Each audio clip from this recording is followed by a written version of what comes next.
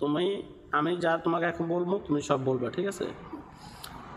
বলো, আল্লাহ আল্লাহ আমি শপথ করিতেছি যে আমি শপথ করেছি যে আমি আর আমি আর দুষ্টামি দুষ্টামি করব না। করব না। আপনি আপনি আমাকে আমাকে তৌফিক তৌফিক দান করেন।